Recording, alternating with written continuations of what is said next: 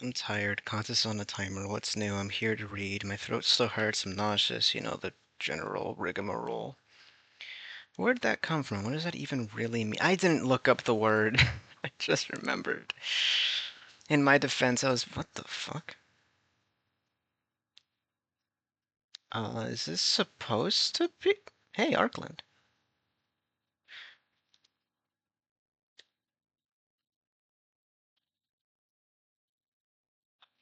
Oh, shit.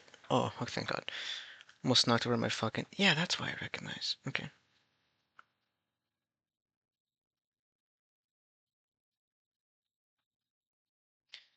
Looks like posts are slowing down a smidge since I was reading. Oh, back to it, back to it. Phase 1, fire,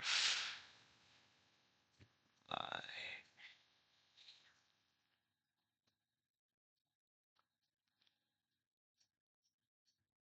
You posted 2 of them?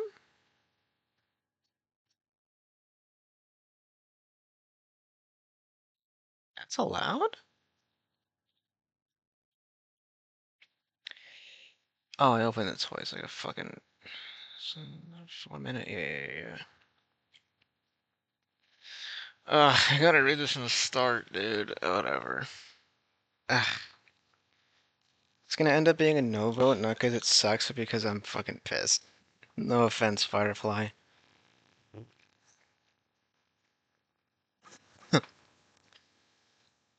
I might fucking throw up. Ugh.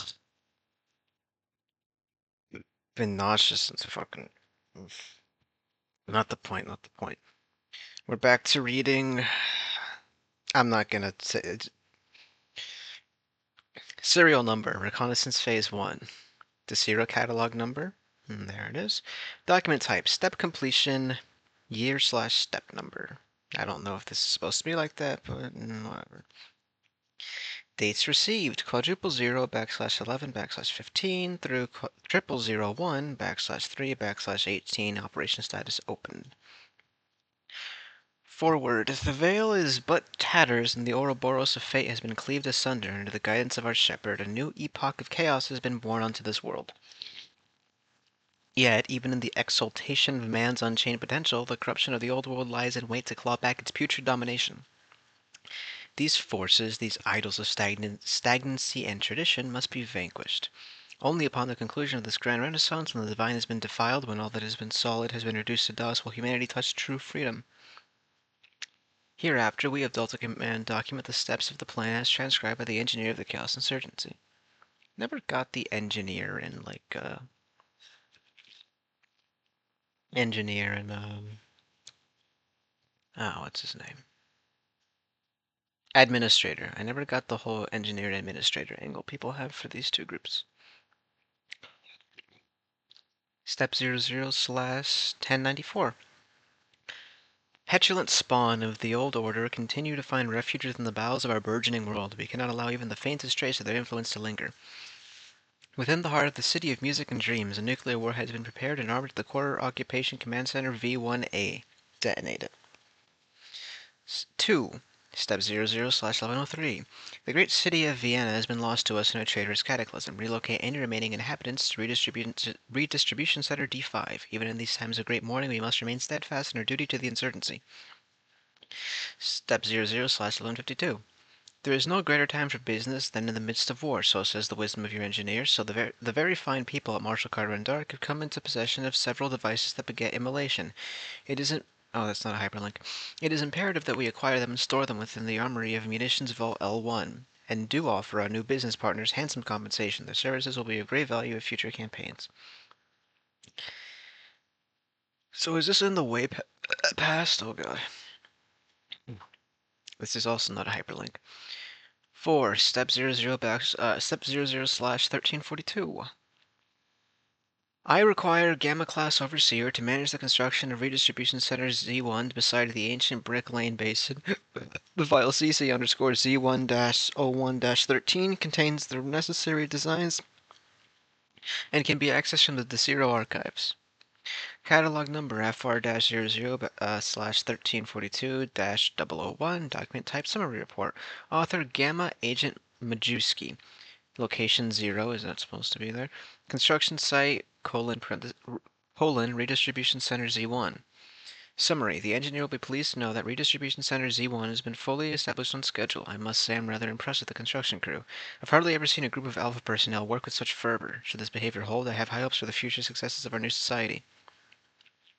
A shipment of seeds arrived shortly after construction concluded. Although initially perplexing, their presence answered any questions I had regarding the temporary storage vault present in the plains. They have been safely stored and remain here for whatever intentions you may have for them in the coming steps. 5. Step 01-21 or /21. Although the Foundation represented the culmination of the old world's devotion to violence and ignorance, it was not its progenitor. For eons, the self-proclaimed emissaries of irrational gods have plugged humanity's eyes with wool and lies. Although the lion's share of their artifacts were eliminated with the dawn of our new age, the most wretched of these constructs continues to stand in defiance of the broken Ouroboros. I required 3 Beta-class personnel to distribute the contents of Munitions Vault L1 and Munitions Vault L2 between the following locations: Buckingham Palace, the Tower of London, and Kensington Palace. Oh, the Tower of London is regarding Alagata. Yes, it is. As you can see right there. I remember reading this in class when I was supposed to be paying attention once. It was fun. Furthermore, a Gamma-class agent has been authorized to oversee the transfer of Munitions Vault L1's armory of a particular incendiary weaponry to Redistribution Center Z1. Again, not a hyperlink. Why are things red that are not hyperlinks? I feel like you really do want this to be hyperlinked.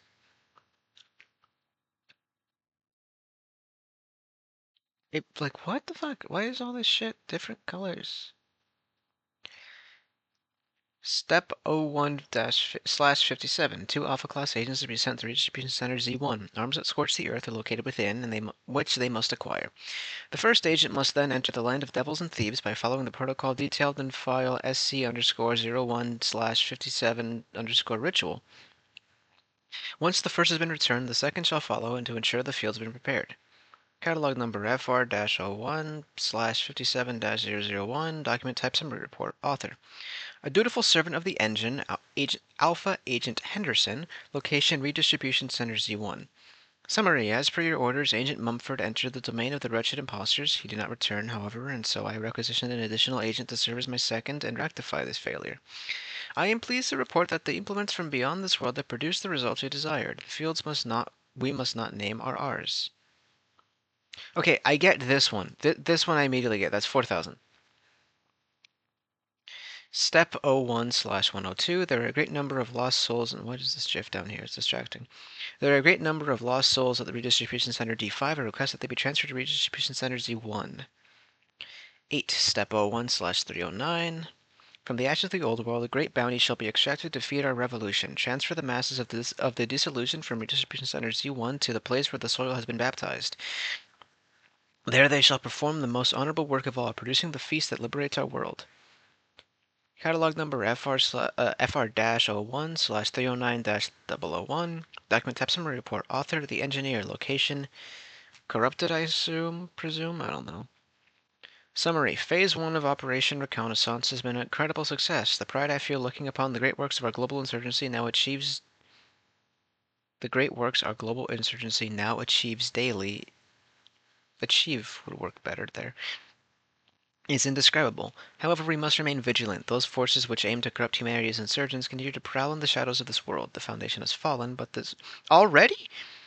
But this war is far from won. Phase 2 of Operation Renaissance, I've been saying it wrong this entire time, will be designed eminently, and the old order will be rooted out. At last, we, the children of chaos, will be free of its abominable tyranny, so says your engineer, devoted servant of the engine. I kind of don't like this. It's just a bunch of shit happening that I have no context for because your hyperlinks question mark or hyperlinks parentheses question mark close parentheses don't work. That and it's just buildings being made and shit being moved around and then the Foundation fucking exploded. I don't know what's going on, big man. Afterward, Adam, you know your confidence has long been the ship that carries me through this life, yet on the precipice of our victory, when I need you more than I ever have before, I find your place by my side mysteriously vacant. I am sorry for what happened to your sister, Adam. Truly I mourn her as I would my own blood, but there was no other choice. Those creatures had to be destroyed. The engine showed it to me, Adam. It showed me the apocalypse that was to come without the sacrifice of Vienna. Be rational. They were rising from the sewers, Adam. You know, he's saying Adam a lot. You know that there was no time for an evacuation. The way forward becomes less clear without you, Adam. I hope you will reconsider. Do you need to say his name repeatedly? Following the former Delta 001's appearance during the execution plan SCU, whatever. Delta 2 was promoted to lead Delta Command. I'm gonna be honest with you, I really did not like the prose you put. It's really, really, really distracting. Just to, your eminence, I don't fucking, or imminence, whatever the hell it was. It was overly, what's the word I'm even fucking looking for? The registry was like very clearly forced and it did not flow well. Also, are your hyperlinks broken? Yeah, this is pretty much what I felt. Like, big dog, I really don't get it because they were just steps that I'm sure had cohesion. I mean, I guess, yeah, you planted the bombs and fucking exploded to them, but like, what, device, are you talking about nukes or not? Aside from the green, which is very clearly a reference to 4000, if I'm reading between the lines correctly, why is all this shit like weirdly colored? Why are you saying all sorts of weird shit?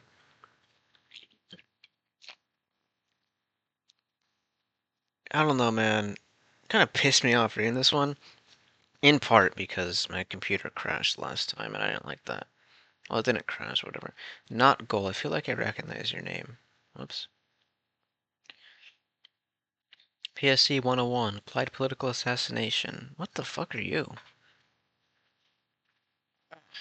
Control F. Please put me to 1 every single time, would you kindly? Uh, Alexieva University. What are you, a cop? Hello, Team Bird. Bird up! I had to double check to make sure the other people weren't also named after birds, but how long are you? It's fine. Oh, why is this weirdly colored? Uh, Usually people in the description let me know when Team Bird represented. Okay, so it's real. It's like a thing that is established, I guess. How the fuck do I not know about shit? GOI's in you. What the fuck is an Alex, what the? Holy shit. Country balls. I haven't seen this since I was fucking.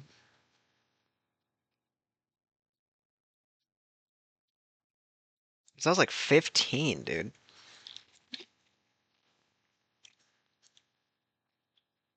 Mm, okay, yeah, cool. Thank you kindly, I guess. Fuck me for trying. Who wrote this? Oh, okay. I was most convoluted, least developed, bizarre, oldest groups of interest. Oh, God. Uh, Name dropped, then it became alternate history. Diverges 207 BC. Why does this matter? Carthage 1. Oh, I don't give a fuck.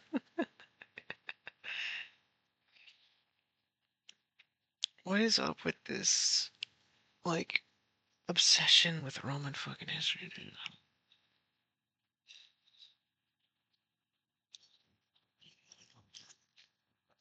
Okay, Wait, what? That pissed me off. Yeah, Carthage wins. But don't worry, guys. They adopted the language, alphabet, and culture of Rome, so they might as well have lost. When you think about it.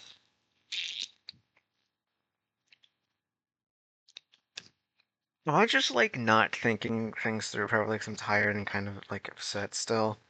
But like, why have this alternate timeline where a major war in our history has changed, and then have the victors adopt the looks, culture, and language of the conquered? What is the fucking point? That sounds actually moronic. Someone please explain to me, like, why, like, what I'm missing when I read that.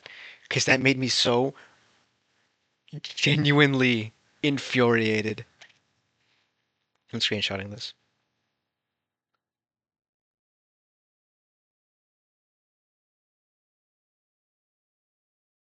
And of course, because of winning against Rome and adopting Roman customs and culture, they've surely catapulted into fucking future power and shit.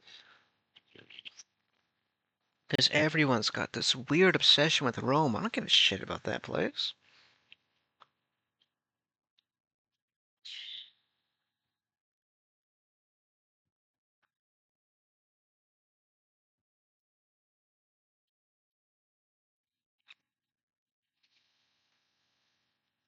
Uh,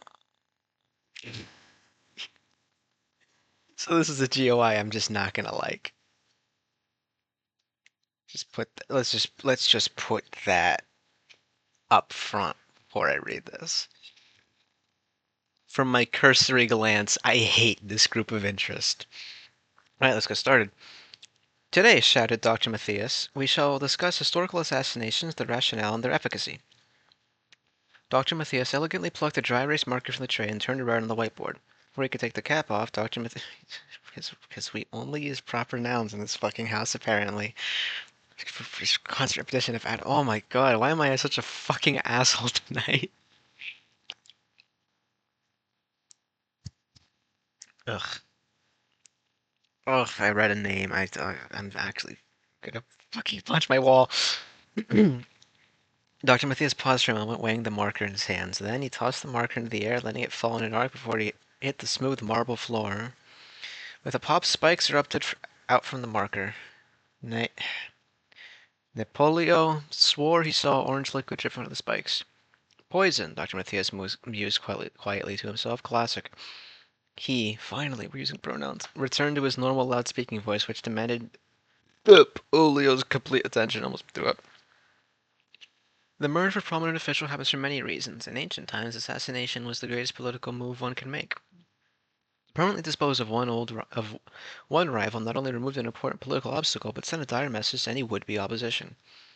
Throughout antiquity and the early modern period, the world saw the rise of tyrannicide, the murder of an unjust ruler, the most famous case being King Julius Caesar's untimely crucifixion in the Senate. The statement alone of being surrounded by 100 men, all of whom despise you enough to end your life, was an ultimately powerful message. The world started to grow up, and new ideology grew up with it. Starting in the early 15th century, we begin to see... Dr. Matthias trailed off, his focus suddenly shifting to the marker cap poking into the floor. Napoleon looked around the classroom, and each and every one of his classmates were staring intently towards the front. Not one soul's focus was found anywhere else. Napoleon never played poker, but he knew enough to recognize an entire room of poker faces. Suddenly, Dr. Matthias drew back his leg, culminating in a soccer kick that sent the spiky marker flying into... Yeah, spiky marker. Spiky Mikey. Maybe it is, maybe it isn't. I don't really know. At the end of the day, it's just pixels in a video game. What the fuck is that?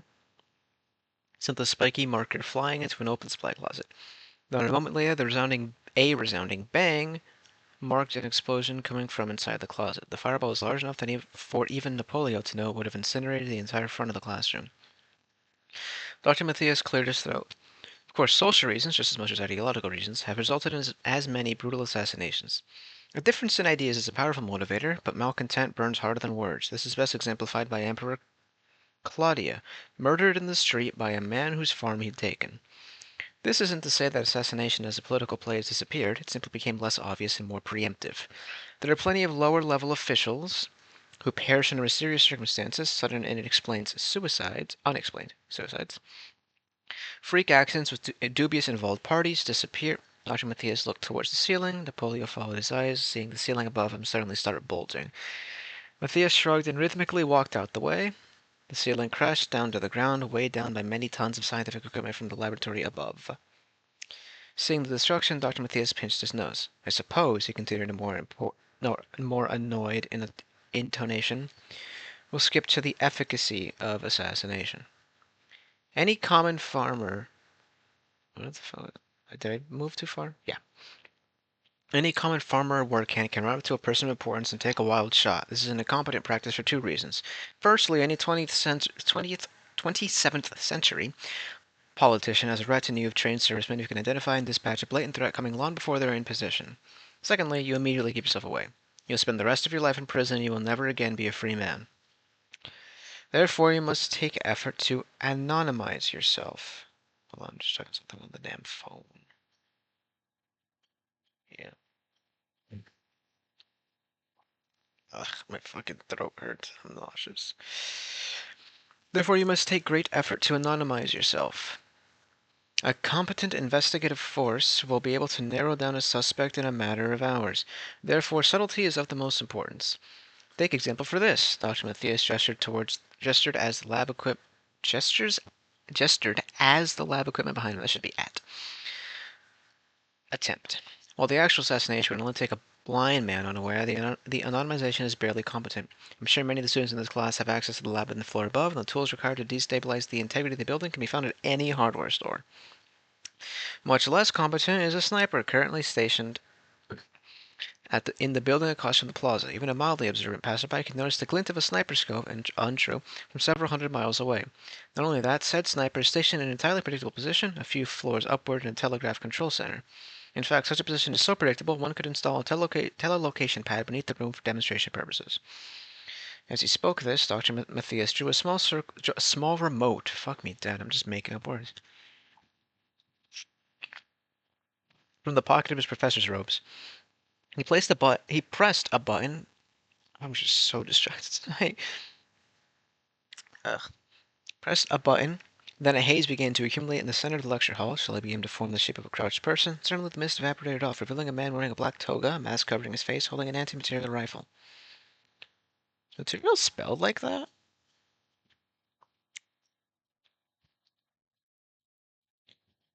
No, material should have an A, unless you're British or something. Just checked on my phone. What's people's obsession with anti-material rifles? Lame as fuck. Lever action rifles are the coolest shit ever. The sniper seemed confused. Dr. Matthias took the opportunity to deliver a chop to the back of his neck. The sniper turned around, wielding his rifle. Okay. But Dr. Matthias, it's only ever proper nouns. Why am I now? I'm so irritated tonight. Holy fuck.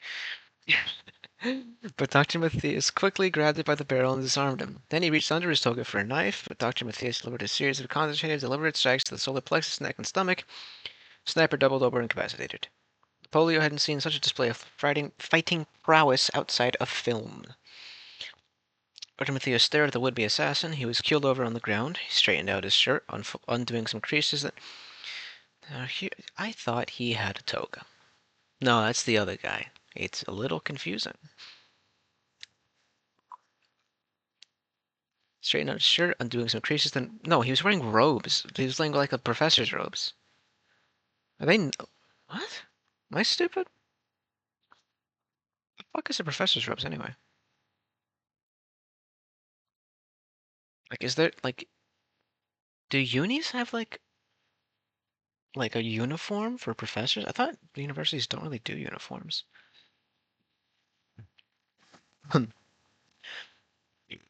I'm joking. Fuck. Undoing some creases, then walked calmly over to his vest drawer, took out two strange devices, an orange metal disc the size of his palm, and a purple sphere attached to a metal spike. As he walked back over to the assassin, he continued lecturing. A co-conspirator is a common risk in assassination, but often a necessary one. It's rare that one person has the ability and forethought to carry out the intricacies of untraceable murder. However, a conspirator is also a loose end. A conspirator becomes capable of the highest degree of blackmail, the ability to expose you for a serious crime. A conspirator can also reveal your identity under duress. This man is a Triari veteran. He clearly has experience in long-distance combat, hence possession of a Franciscus K320 anti-material sniper rifle. Yeah, no. Here, you spelled it correctly here with an A. And then, where is... And then over here, you didn't spell it correctly. He clearly doesn't have experience in urban warfare, hence the lack of familiarity with proper sniper positioning. Now, what does this tell us, anyway? Napoleon looked around the room, and his slackness within the room had been vacuumed out, leaving a cold tension that sent shivers down Napoleon's spine. No one fidgeted or even blinked, afraid of what Dr. Matthias would do. If no one rose to answer the question, Napoleon raised his hand. Oh, fuck me dead. I'm having trouble sleeping tonight. I'm being nauseous as fuck. I was when I took a nap earlier, anyway. Dr. Matthias exhaled through his nostrils. Yes, Napoleon? It means he's in the military? Napoleon hazarded. Half correct, as usual, Napoleon. Dr. Matthias nodded back. The guy fucking hates his classmates. Clearly, whoever hired this sorry excuse for an interloper has some kind of military tie. In addition, they're wealthy enough to hire a mercenary to do their dirty work, but not knowledgeable enough to hire a good one. This narrows it down to maybe five, maybe six students in this classroom. Napoleon noticed some of the students around him sweating. Torture, as discussed in an early unit, is rarely a useful strategy for extracting intelligence. Under torture, a detainee will only tell you what to hear, rather than any real truth. You meant to type what you want to hear. However, I doubt this man has any substantial loyalty to his cause. Dr. Matthias stuck the orange disc onto the man's back. Suddenly he started convulsing, as though he were in the throes of the worst pain he felt in his life.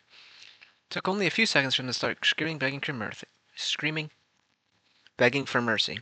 His pleas echoed in the empty lecture hall. After a few more seconds, the disc fell off his back. The man seized up, then lied on the ground. Should that be lay? I have no idea, actually. He reached back to massage the part of his back that feels weird, like sentence structure-wise. The disc had been planted. That was setting 1, Dr. Matthias said, picking the disc up off the ground. I'm calibrating it for setting 5. Yes, the scale is logarithmic. Who hired you? Man groaned. It was him, he gasped, pointing towards one of the shorter students. Tried to hire me over a letter. I could recognize his blood money from a mile away, only this is a favor to his father. Class was suddenly abuzz with uncharacteristic muttering. Untrue, every fucking class I've ever been has muttering. Napoleon turned around to face Sergius, the perpetrator. The color had changed from his face. It was more obvious due to the fact that he was bald. A strange fashion choice had become more popular as of late. He was already stammering out excuses, trying to avoid what came next, but even he seemed to realize it was futile. Dr. Matthias sighed again, pressing the button on his remote. The soldier turned to mist, then vanished again. Mr. Senicius? I think that's how you pronounce that. Dr. Matthias said. He said it much slower, much softer, more sinister. Please come to the front of the class. Sergius froze for a second, glancing back at the door. I could run, he thought to himself. Okay, we're swapping perspectives. Visualizing himself suddenly getting up and making a mad dash for the exit. There's no, sequence break for this. But even assuming one of the other students did stop him for favor with their brutal professor, campus security absolutely would. They would flay him for his cowardice. The alternative was less painful. So he got up and forced his legs to move, slowly waddling to the front of the class. Why, sequence break again, or perspective swap is what I meant to say. Why isn't he running? Napoleon thought to himself. Is he dumb? Why didn't he call the Justice League in this game? Is he stupid? Sergius stood at the front of the class, trying his best to appear brave. He puffed out his chest and stood up straight. Still, everyone in the class noticed his clammy hands, his frantic eyes, and his quivering lower lip. Is that a real thing that happens to people? I've never seen that, not even in my fucking infant children. They're not my kids, to clarify, though they might as well be. They're my siblings, but it always falls to me to take care of them, doesn't it? Not that I'm fucking bitter or anything. Here at Alexylva University, Dr. Matthias continued, any attempt on the life of a faculty member will be met with summary corporeal execution. Dr. Matthias took the purple spike from earlier, twirling it in his hands, then placing one hand on Sergius' shoulder, he drove it into Sergius' left eye. Sergius winced and whimpered, trying not to express pain. Even Napoleon winced, shrinking down into his chair. Blood began running straight running from Sergius' eye socket. Still, he stood up straight. Unfortunately, Dr. Matthias said with a hint of annoyance, this hasn't prevented students from killing the professors in hopes that the replacement will provide a better grade. This is especially relevant for notoriously difficult political science professors with classes with dismal test scores. You did not close the parentheses back here. As iterated earlier, assassination sends a message. I hope this sends a more evocative message. Last words, Mr. Senecio? Hail Caesar, Sergius said, pouring as much determination into his voice as he could muster. Your disappointment is Caesar, Dr. Matthias replied, and he clapped his hands twice. An eerie silence hung over the room. Sergius stood there, device implanted in his eye, then a sudden wet snap as Sergius' spine erupted out of his mouth. How lovely. Napoleon's mouth dropped. Sergius' shoulder blades had collapsed down to his waist, bringing his head with it. Effectively, it had impaled his skull in his own spine. That's how spines work. They're very flaccid, if you could believe it. It's your spine, after all. Sergius tried screaming, which was rather ineffective with his mouth full of bone and spinal fluid. Sergius tried rapidly grasping for something, anything to help, but no one dared to stand up. Sergius buckled down, falling to his knees. Filling arms suddenly started to bend at weird angles. A fleshy crack. Fleshy cracks resounded through the auditorium as his arms started to fold in on themselves. The bone was erupting through the skin, rapidly escaping the body only to fuse itself. His legs followed suit. Compound fractures. Sergius was trying to say something, which was futile. He wept, tears streaming down what was left of his face. His bones kept shattering and knitting back together until he had no appendages left. Now a bony worm thing on the ground, Sergius made direct eye contact with Napoleon. It seemed to last an eternity, Sergius staring into Napoleon's being, infinite pain behind his eyes. Napoleon couldn't help but gasp. Suddenly, the spine folded back in on itself, like an umbrella being contracted. As the remains of Sergius' skin shriveled into his neck, Napoleon now noticed Sergius had no body. Now able to speak, Sergius tried to say something, but only managed to stutter out incomprehensible gibberish. Napoleon couldn't help but watch as Sergius' skull started compressing itself, the bones squeezing and contracting the internal organs before starting to take a pyramid shape.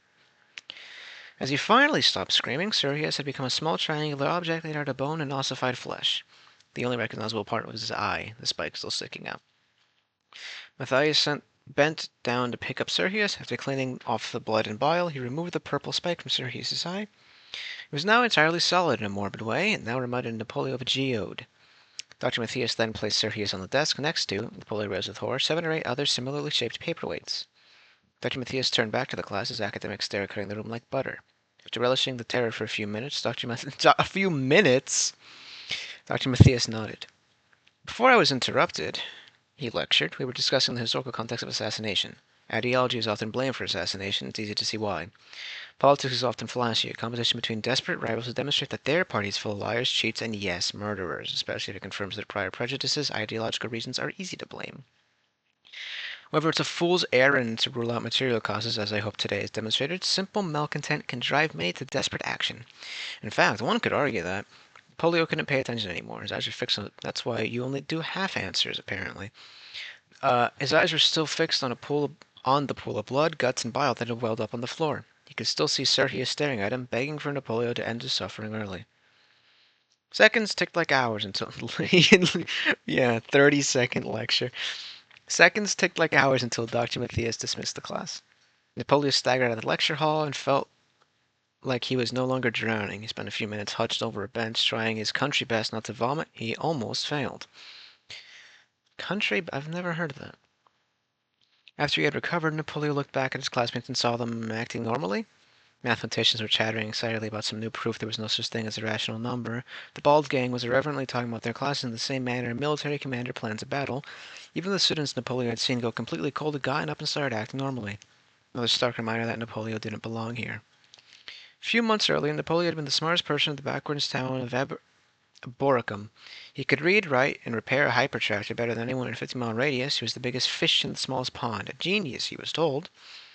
Family had been saving money for generations. By the time Napoleon had graduated high school, it was just enough for admission to Alexeyville University, the most prestigious university in all the dimensions, let alone the empire. Fucking obsession with empires, dog. A degree from Alexeyville made you a shoo-in for a lucrative position within the empire's bureaucracy. Of course, they chose to send him, their little genius, ready to be their salvation, rescuing them from miserable existence of subsistence farming and increasingly hawkish creditors. Dog, how many generations were y'all planning to send someone here? Napoleon was a little worried he'd be out of his if it's subsistence fund was a little worried he'd be out of his depth in the court of the empire, but he had faith that his wits and intelligence would carry him through. That faith had evaporated the moment he met his peers. They were 5 times as quick as him, effectively memorized their entire corpus, and were cutthroat as a feral pig. He thought he could deal with that, and swim with the whales, Mom, he had written back home, but now, seeing Sergius maimed and slaughtered in front of him, what's the matter? You're not trying to kill people. Evidently. What? The thought almost made him wretched again. He never liked Sergius. He was a jerk, but to think that happened to anyone... Why didn't he run? Stupid, stupid Napoleon. Not able to understand the complex machinations and politics of this university. So far out of his depth, ready to run home with his tail between his legs. No, Napoleon told himself, if there was one redeeming quality he had, it was stubbornness. He could ram his head against this wall until it broke down. Even after today, he was sure of it. But what to do next? Well, there was only one thing Napoleon could do. He stood up, kept his head down, trudged towards his next class. Chronochemistry 101 was in 5 minutes, and he did not want to be late. I'm just gonna Novo, big dog. Mostly because I just don't give a fuck for this GOI. And that's bias. I know that's bias, but I literally could not summon the fucking effort to care about this group of interest. If I wanted a magic college, I'd just do Deer College. I'm tired. I'm going to bed. Aside from grammar errors not goal, your file was competently made. I don't like your register either. Well, too much, but other than that, like, that's just a personal thing. It does work. It flows nicely. I'm just biased. Sorry. I'm going to bed. Good night.